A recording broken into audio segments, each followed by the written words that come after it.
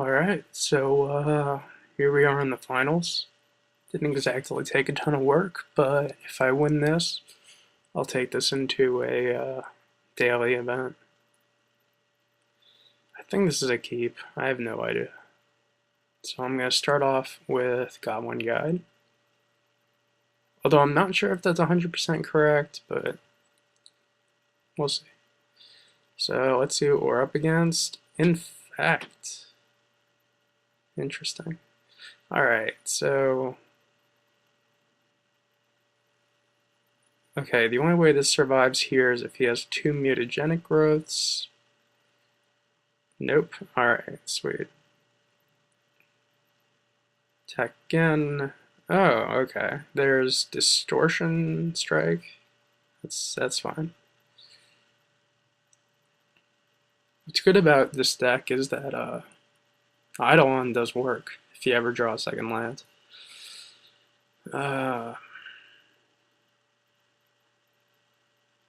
And he seems to be stuck on lands. I almost want to not attack with Goblin Guide, just so that, he doesn't have a chance of getting a lot. Whoa. He's got a lot of pump in his hand. But, yeah, that's it. That's all you need. 1 mana game. Alright, so I'm going to have to bring in... I have no clue.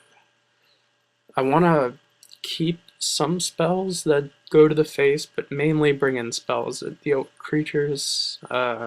Ink Moth Nexus is a problem, so Molten Rain may make sense. Combust, I'm not sure about Combust. It deals with Blighted Agent, but that's about it. And it doesn't always deal with Blighted Agent. Whatever, this hand's fine. This hand's... Okay, no, this hand's fine. The last hand was deplorable. Alright, turn 1 Glistening Alpha again. Yeah, no, Noble Hierarch. It's actually funny, I watched a dude that I know that only plays Infect deal 21 damage in 1 turn with a Noble Hierarch. So it's not completely inconsequential, it serves a purpose. Alright, so there's his land. He blocks, that's interesting.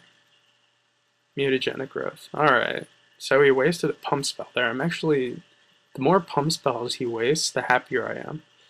So there is the Ink Moth. Now the Ink Moth does 2 per turn, thanks to that thing that gives creatures, if they only attack, Exalted. That's it. I have to go for a I should have gone for a Sacred Foundry. I really wasn't thinking that one through. But,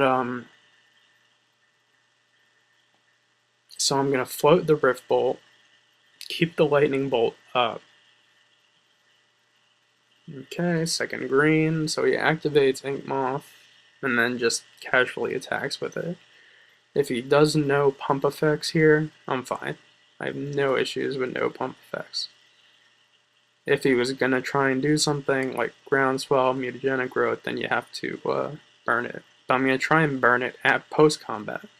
So that way, any pump spells won't do anything. There you go. You got to get him out of the hand. That's a really intelligent play on my part. Let me give myself credit for that. So I'm going to try and kill the Hierarch here. Once I get all his creatures out of the way, I should be good. Now I'm going to play the Eidolon and float a Rift Bolt. My life total doesn't matter, his does. So I can get a Sacred Foundry.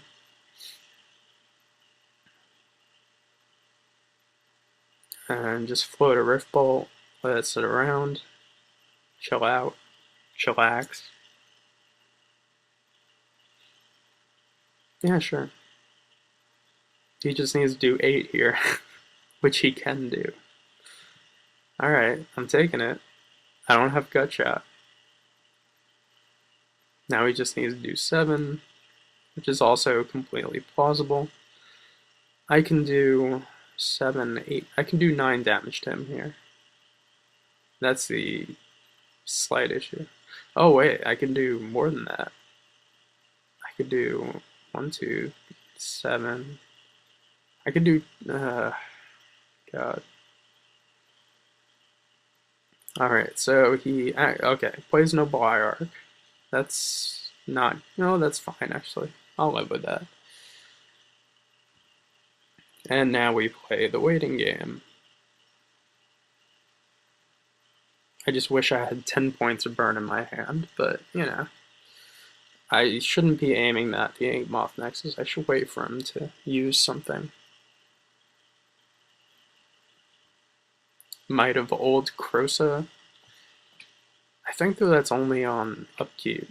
If you main phase, something like that. I don't remember. Well, luckily he doesn't have anything else, so that's fine.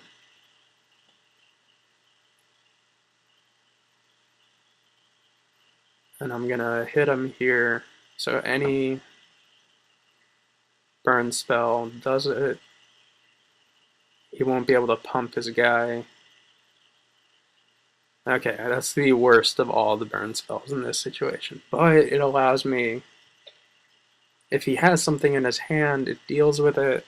If he blocks here, it's even better, because I can hold it in my hand and then kill the Ink Moth Nexus.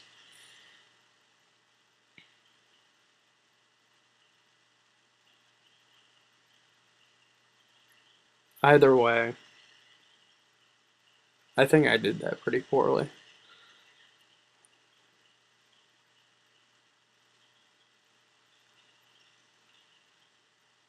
Because I think I let him block like a retard.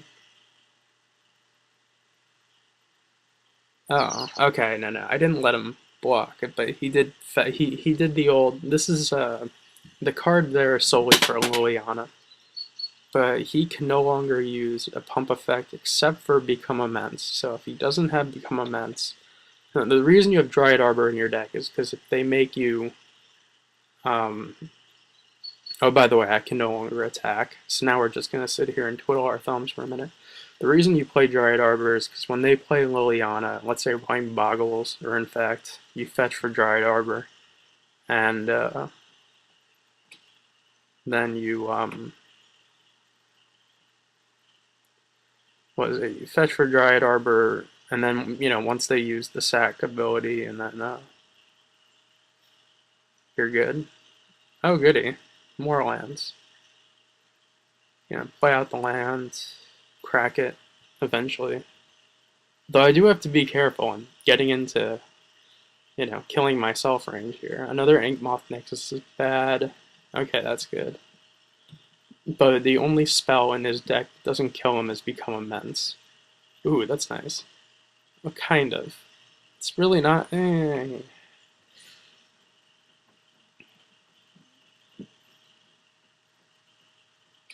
Like, attacking here, it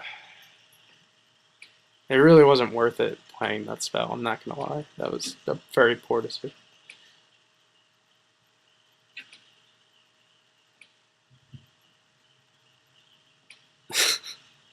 We're literally both just sitting here now, thanks to this Eidolon.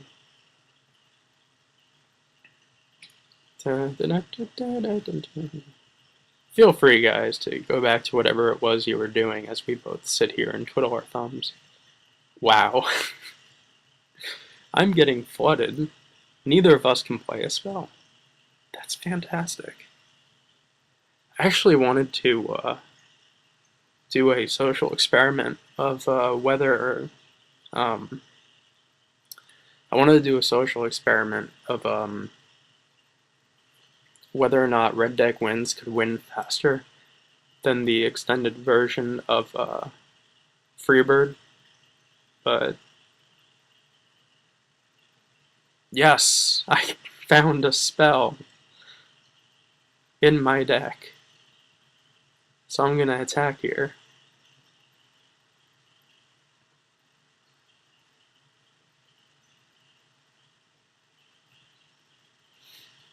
It's a spell. I'm gonna let him block, and then I'm gonna burn him. Kinda slow rolled it. Kinda didn't. Either way, I was getting in 2 damage. I'm good.